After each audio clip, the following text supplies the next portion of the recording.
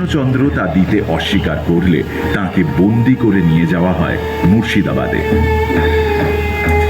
এরপর ছাড়া পেয়ে রাজা যখন নদীপথে কৃষ্ণনগরে ফিরছেন, শুনতে পেলেন বিসর্জনের বাজনা। ভারাক্রান্ত হলো তার মন। এবছর আর দুর্গাপুজো করা হয়ে উঠল না। সেই রাতেই রাজাকে নাকি স্বপ্নে দর্শন দেন জগদ্ধাত্রী। শুরু হয় পুজো। অন্যদিকে কৃষ্ণচন্দ্রের পুজোয় অনুপ্রাণিত হয়ে ইন্দ্রনারায়ণ চৌধুরী শুরু করলেন তখনকার ফরাসডাঙ্গা মানে আজকের চন্দননগরে জগদ্ধাত্রী পুজো। জগদ্ধাত্রী পুজো এলেই সেজে ওঠে চন্দননগর। চোখ ধাঁধানো আলো, সারি সারি মানুষের মেলা। এত আনন্দ আয়োজনের মধ্যেও মন ভালো নেই পৌশালীর। বাবা নার্সিং হোমে। সারা জীবন হৈ হৈ করে বেড়ানো সেই মানুষটা বয়সের ভারে আজ দুর্বল। মৃত্যুর সঙ্গে পাঞ্জা লড়ার সাধ্য আর নেই তার। ডাক্তার কাকু বলেছেন শক্ত হতে। বাবার বেডের পাশে বসে থাকতে থাকতেই চোখ লেগে যায় পৌশালীর। সামনে দাঁড়িয়ে বাবা।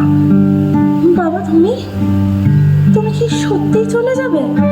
তোমায় কি আর কোনোদিনও ফিরে পাবো না? পৌশালীর কাঁধে হাত রেখে তার বাবা বলেন, একদম মন খারাপ করিস নে মা। দেখ চারদিকে কত আলো। মনে রাখিস আত্মা অবিনশ্বর, শুধু রূপ বদলায় শক্তির মতো। যেমন শরতের অকাল বোধনের পরে মা দুর্গার স্বরূপ বদলিয়ে হেমন্ত রূপ নেয় জগদ্ধাত্রীর, তেমনি জীবনের পরেও কিন্তু আরো একটা জীবন রয়েছে।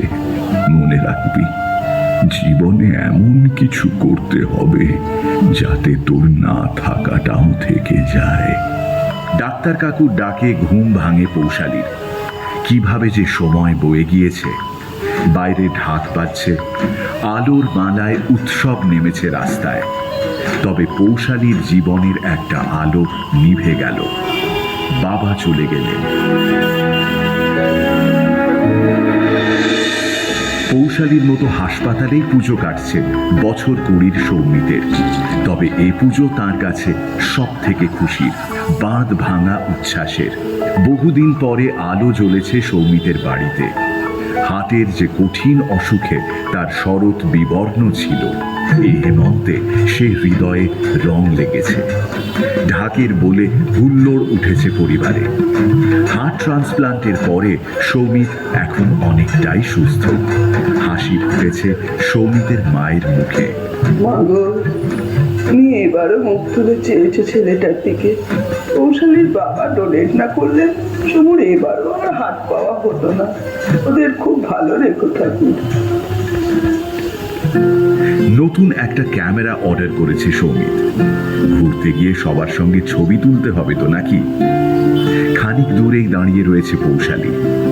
বাবার চলে যাওয়ার শোকের মধ্যেও সৌমিতের সুস্থ হয়ে ওঠার দৃশ্যে চোখের জল বাঁধ মানে না তার। এই সৌমিতকে খানিক আগেও চিনত না সে, অথচ সেই সৌমিতই এখন যেন তার কতটা কাছের। পৌশালীর বাবার হৃদয় দপ্তর পাল্টেছে, বেঁচে উঠেছে অন্য এক হৃদয়ে। মনে রাখবি, জীবনে এমন কিছু করতে হবে যাতে তোর না থাকাটাও থেকে যায়। এই গল্পটা হয়তো রূপকথা হয়েই রয়ে যাবে যদি আমরা এগিয়ে না আসি। যদি আমরা ইনহিবিশনের চৌকাঠ পেরিয়ে অঙ্গদানের সামান্য একটু অঙ্গীকার করি, তাহলে বহু মানুষ ফিরে পেতে পারে নতুন জীবন। সেই সচেতনতা বাড়াতেই এক ধার অনলাইনের মনে রেখো ওয়েবসাইটে ভিজিট